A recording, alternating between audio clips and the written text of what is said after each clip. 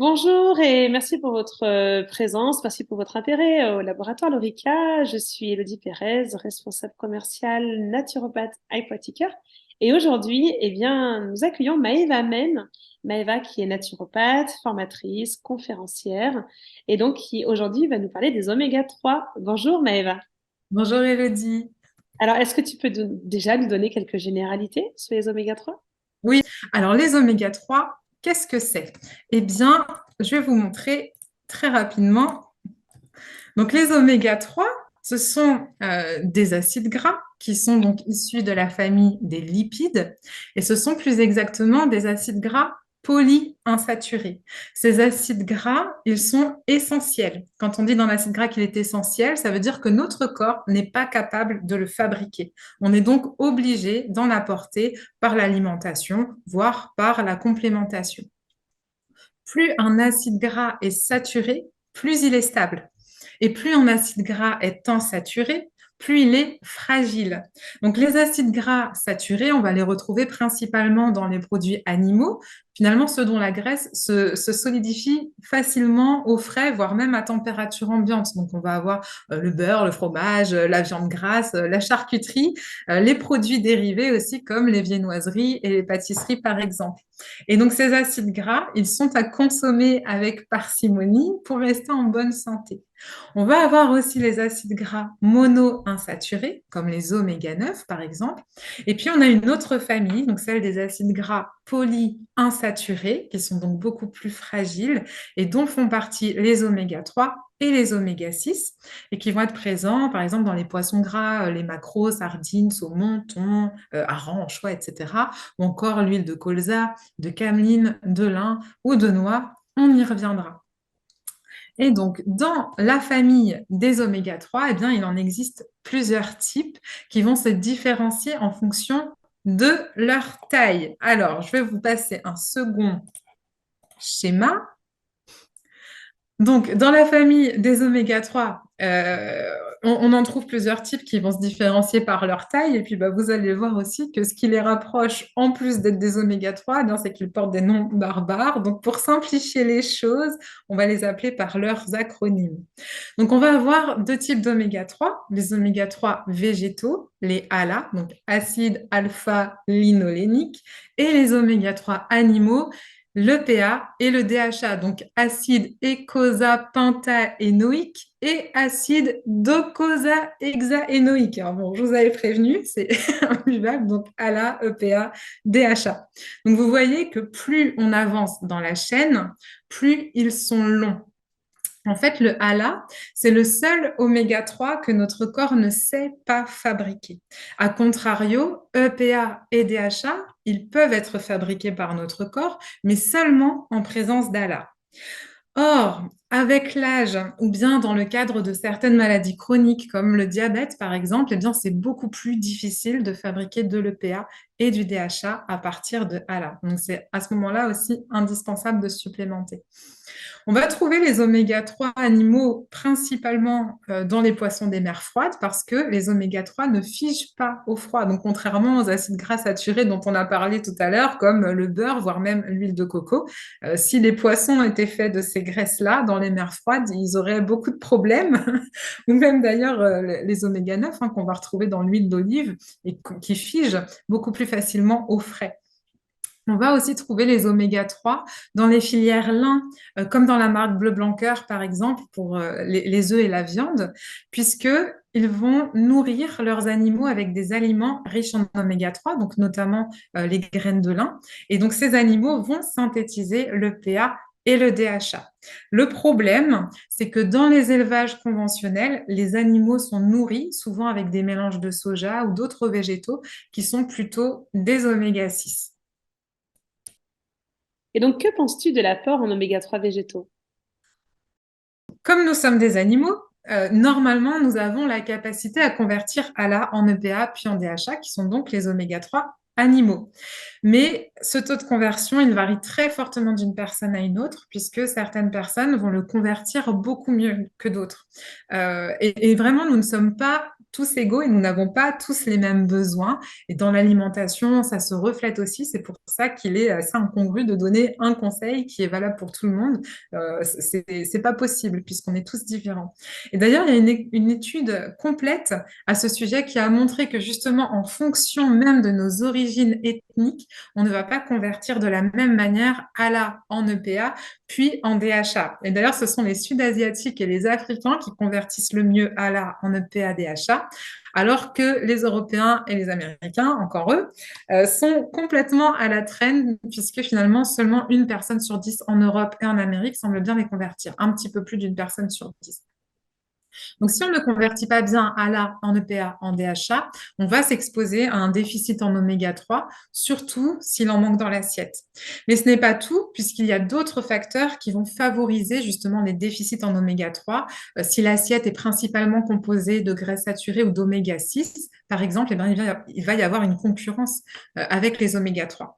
On estime que le ratio idéal entre les oméga 6 et les oméga 3 est de l'ordre de 3 à 4 oméga 6 pour un oméga 3. Alors que dans nos assiettes, on retrouve plutôt 15 à 20 oméga 6 pour un oméga 3. Donc le déséquilibre, il est immense. Et en même temps que nos assiettes s'appauvrissent en oméga 3, eh bien, on observe une progression des maladies inflammatoires. Alors ça peut être l'obésité, le diabète de type 2, les maladies cardiovasculaires. Vous les connaissez aussi bien que moi. Il faut savoir aussi que plus l'inflammation est présente dans l'organisme, plus il va être difficile de convertir ALA en EPA, DHA. Et l'âge aussi est un facteur limitant puisque passé un certain âge, alors généralement on se rend compte qu'après 50 ans, eh bien, la conversion se fait beaucoup plus mal. Donc, à la base, il n'y a pas de bon ou de mauvais oméga, puisqu'on a besoin des deux pour vivre. On ne peut pas survivre sans inflammation, puisque c'est l'inflammation qui va permettre de nous défendre contre les virus, contre d'autres pathogènes, ou bien de réparer nos tissus, par exemple, si on s'est coupé ou si on s'est brûlé, que sais-je. Donc, on en a besoin. Mais le problème, c'est quand on perd l'équilibre entre l'inflammation et la résolution de l'inflammation. Parce que normalement, voilà, une fois que le chantier est terminé, eh bien, voilà, on ramasse tout et puis on rentre. Mais quand il y a un déséquilibre, le corps ne parvient plus à stopper cette inflammation. Et puis, de l'inflammation aiguë à répéter, on va passer à l'inflammation chronique, sourde, de bas grade, et qui va former le lit des maladies de civilisation. Alors, c'est très intéressant ce que tu dis par rapport à l'inflammation qui va gêner la conversion de ALA en EPA-DHA. Et tu expliquais que c'était surtout en Europe et en Amérique qu'on a ces difficultés-là de conversion. Est-ce que ça a un lien du coup avec une alimentation, une hygiène de vie qui va créer du coup une inflammation de bas grade et qui peut expliquer du coup ces problèmes de conversion? Alors en fait, on peut justement se demander si tous les facteurs épigénétiques ne rentrent pas en compte pour ces phénomènes de conversion. Ensuite, on est toujours un petit peu dans cette problématique de l'œuf ou la poule. On se rend compte qu'il y a quand même des prédispositions génétiques, puisque je vais parler notamment des Inuits tout à l'heure, qui avaient un régime naturel très riche en oméga 3. Et en fait, quand ils finalement se retrouvent confrontés au fast-food, etc., ont aussi des déséquilibres au niveau de leur santé. Par contre, en tout cas, chez les premières générations, la conversion se fait encore bien. Donc, l'épigénétique, dans ce cas, n'explique pas tout. Voilà. Donc, après, de toute façon, nous sommes le produit aussi, justement, des évolutions et de nos hygiènes de vie qui vont nous permettre de nous adapter plus ou moins bien à ce qui est mis en place à ce niveau-là. Très bien. Alors, tu nous parlais donc des rôles des oméga 3 sur l'inflammation. Est-ce que tu peux nous parler d'autres rôles qui sont attribués? Eh bien, il y en a beaucoup. Alors là, je vous ai parlé d'une activité plutôt fonctionnelle en lien avec l'inflammation notamment, mais les oméga 3 ont aussi une utilité au niveau de notre structure même. On dit qu'ils sont ubiquitaires, c'est-à-dire que toutes nos cellules, mais vraiment toutes nos cellules, contiennent des oméga 3. Si vous en manquez, c'est comme si vous n'aviez pas les bonnes briques pour construire votre maison, par exemple. Et en effet, les oméga 3 entrent dans la composition de toutes les membranes cellulaires. Et les membranes cellulaires, ça ne se résume pas qu'à la membrane externe de la cellule. Alors, je vais encore vous montrer quelque chose. Donc, voici une belle photo de cellules. Et donc ça, eh bien, c'est la plus petite unité de vous. Et donc, si vos cellules dysfonctionnent, en fait, c'est tout votre organisme qui dysfonctionne. Tout ce qu'il y a dans vos cellules est absolument indispensable au fonctionnement de votre corps, puisque voilà, c'est vraiment l'unité de base du vivant. Dans chacune de vos cellules, vous avez aussi plein de petites usines qui travaillent en continu pour maintenir au mieux de votre état de santé. Et chacune de ces petites usines, elle est faite d'acides gras et notamment d'oméga 3. Mais les oméga 3, ils vont aussi intervenir dans toutes les autres usines de vos cellules, alors celles qui fabriquent vos protéines, vos hormones, vos neurotransmetteurs, les armes, entre guillemets, de vos défenses immunitaires, etc. Donc, si vos membranes cellulaires manquent d'oméga 3, elles vont perdre en fluidité et en souplesse, elles vont devenir plus statiques, plus rigides, plus dures, et ça va freiner leur fonctionnement. Alors déjà, elles vont avoir du mal à s'alimenter, puisque l'alimentation de la cellule passe par la membrane, et en plus, les déchets vont s'accumuler à l'intérieur de la cellule, puisqu'ils auront plus de difficultés à en sortir. Donc l'omniprésence des oméga 3, ça explique vraiment leur rôle vital. Il faut savoir aussi que 97% des oméga 3 du cerveau et 93% des oméga 3 de la rétine sont du DHA. Et d'ailleurs, avant, on appelait le DHA l'acide cervonique parce qu'on l'a d'abord trouvé dans le cerveau et en grande quantité.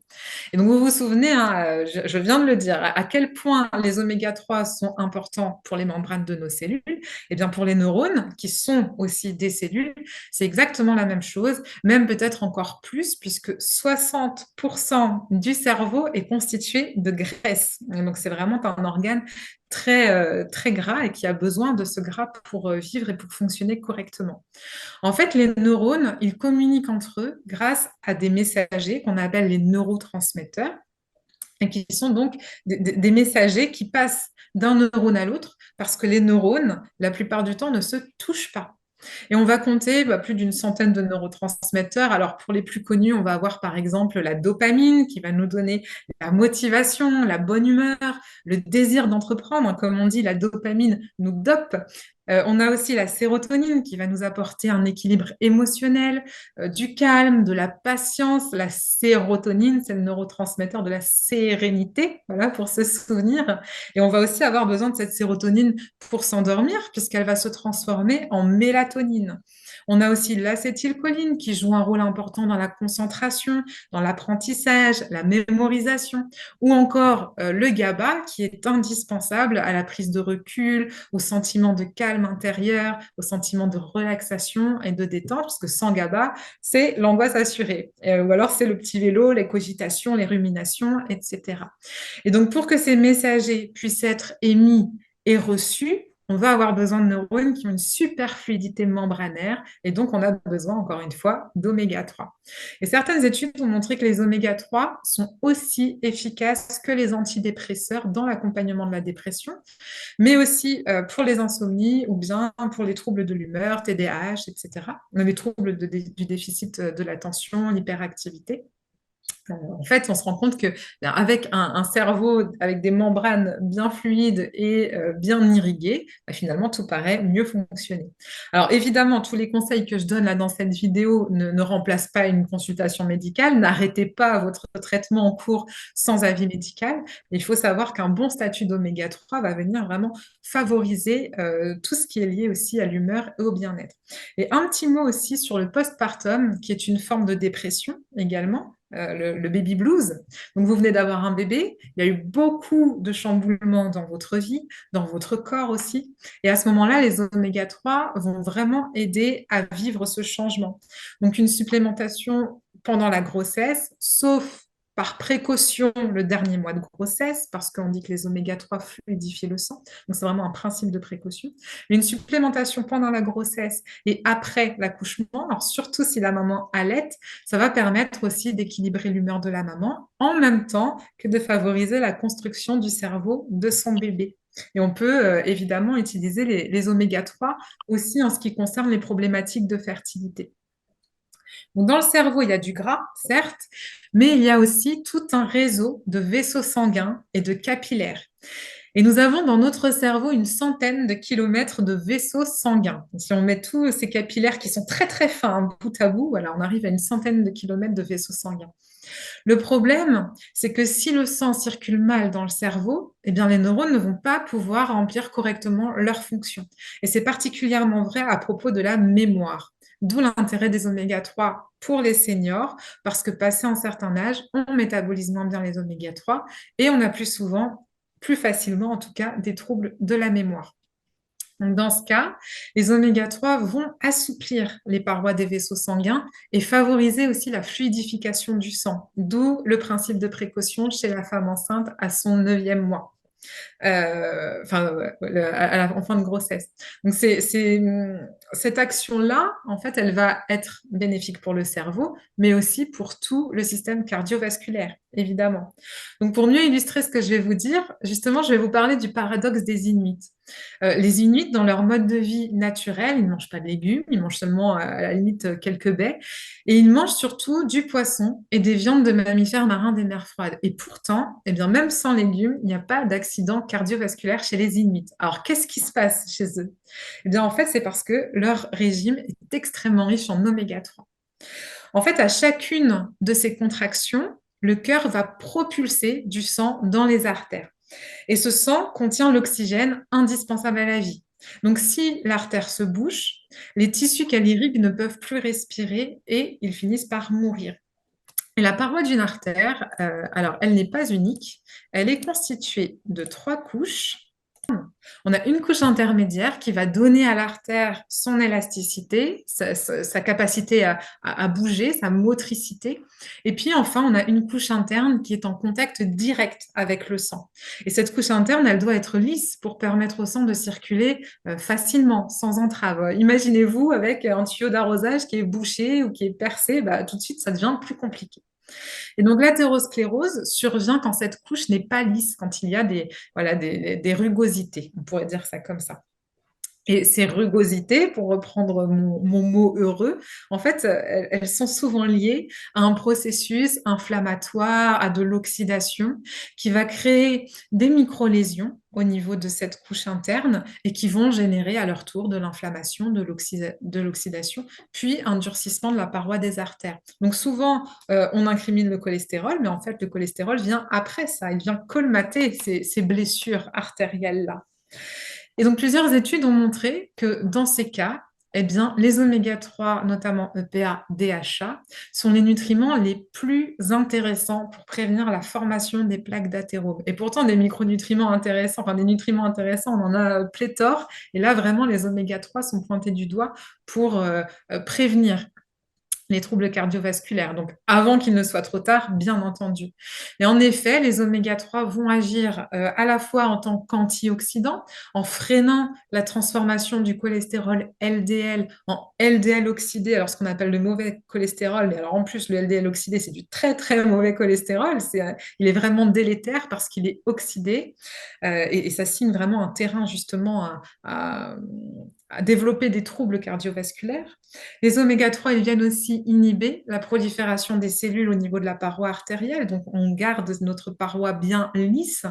Ils viennent fluidifier le sang. On dit des oméga 3 qu'ils ont un effet anti-agrégant plaquettaire. C'est aussi ce qui va prévenir la thrombose, par exemple. Ils viennent élargir le diamètre des artères. Ils viennent augmenter la fluidité des membranes des globules rouges, puisque les globules rouges sont aussi des cellules, ce qui va amplifier leur capacité à se déformer et donc à cheminer. Ils vont rendre aussi plus fluides les parois artérielles, donc ça va éviter par exemple l'anévrisme ou la rupture d'anévrisme. Et puis les oméga 3 ont aussi, en plus de tout ça, une action hypotensive. Donc là voilà, je vous ai parlé principalement des effets des oméga 3 au niveau du système nerveux et du système cardiovasculaire, mais on pourrait y penser aussi pour les problématiques de surpoids, de diabète, d'arthrose, de santé de la peau comme l'acné, le psoriasis ou l'eczéma, et en fait finalement la majorité des maladies de civilisation. Merci, c'est très très complet. Alors j'ai beaucoup aimé l'information sur l'acide cervonique, c'est génial. Et l'encyclopédie, c'est fantastique. J'ai beaucoup apprécié. Effectivement, il y a beaucoup beaucoup de situations où il faut penser aux oméga 3. Alors Est-ce que peux me dire si tu vois un intérêt à la supplémentation en oméga 3 sous forme de gélules ou est-ce que tu penses que voilà, l'alimentation peut être suffisante? Alors, c'est vrai qu'en naturopathie, on va partir du principe que l'apport alimentaire est toujours à privilégier. On peut mettre des choses en place dans notre quotidien pour justement rester en pleine santé le plus longtemps possible. Et après, ce que je vais dire, alors ça peut paraître peut-être hyper bateau, mais finalement, la différence entre un oméga 3 en complément et un oméga 3 de poisson, par exemple, eh bien, c'est que l'oméga 3 du poisson, il est dans du poisson. C'est-à-dire que le nutriment, en fait, il ne se comporte pas de la même manière quand il est libre, quand il est seul, que quand il est stocké dans son environnement d'origine. Dans le poisson, eh bien, les oméga 3, ils vont être piégés dans des cellules graisseuses, parmi des protéines, ils vont être entourés d'antioxydants, ils vont être à l'abri de la lumière. Ils sont donc protégés. Et du coup, quand on veut se complémenter, il faut vraiment être vigilant à la qualité des oméga 3 parce qu'ils sont très fragiles. Et s'ils s'oxydent, eh bien, ils ne seront plus du tout bénéfiques. Ils pourront même être justement pro-oxydatifs. Alors, c'est ce qu'on veut éviter à tout prix, hein. C'est un petit peu comme si finalement vous décidiez de vous complémenter avec de l'huile de friture. Alors, forcément, c'est beaucoup moins intéressant pour la santé. Et pourtant, les oméga 3, ils peuvent être hyper intéressants en complémentation. Alors, notamment, si vous souffrez justement de tous ces déséquilibres dont j'ai parlé, notamment en début de vidéo, ou alors si votre régime alimentaire manque d'oméga 3. Et là, vraiment, la supplémentation, elle est indispensable justement pour pouvoir maintenir cette fluidité membranaire et la bonne santé de vos cellules et votre bonne santé. Donc, pour être sûr justement de bien choisir vos compléments, cherchez à connaître par exemple l'indice TOTOX. L'indice TOTOX va indiquer la capacité qu'a une huile finalement à s'oxyder, entre guillemets, et en fait, une huile va devenir nocive quand son indice TOTOX est supérieur ou égal à 28, alors qu'elle est de super qualité si cet indice ne dépasse pas 10. Vous avez aussi d'autres labels qui vont garantir la qualité des oméga 3, l'aspect éthique aussi, écologique, donc c'est intéressant et vraiment n'hésitez pas à vous renseigner. Un petit mot aussi sur l'huile de krill que j'apprécie particulièrement. C'est une huile donc qui provient d'un petit crustacé qu'on va trouver dans les mers froides et qui est très équilibrante. Elle a un rapport oméga 3, oméga 6, oméga 9 optimal. Et au sein des oméga 3, on va avoir un rapport EPA-DHA qui est lui aussi optimal. Et puis, même si ça peut paraître surprenant, alors c'est pas l'huile la plus riche en oméga 3, mais des études ont montré que c'est cependant cette huile de krill qui permet de remonter au mieux les taux d'oméga 3 dans l'organisme parce qu'ils sont extrêmement bien assimilés et parce qu'ils sont protégés par des antioxydants naturellement présents dans le krill, qui s'appellent l'astaxanthine, par exemple. Donc, ça permet vraiment de garantir aussi la qualité de cette huile. Après, voilà, comme je disais, chacun est différent, on n'a pas tous les mêmes besoins. Donc, n'hésitez pas à adapter la prise de compléments à vos ressentis et puis évidemment aux conseils que vous recevrez de votre naturopathe ou micronutritionniste compétent. Donc, ça peut être du krill, de l'EPA, DHA, avec telle ou telle plante ou tel micronutriment en synergie, par exemple, pour pouvoir améliorer votre bien-être au quotidien.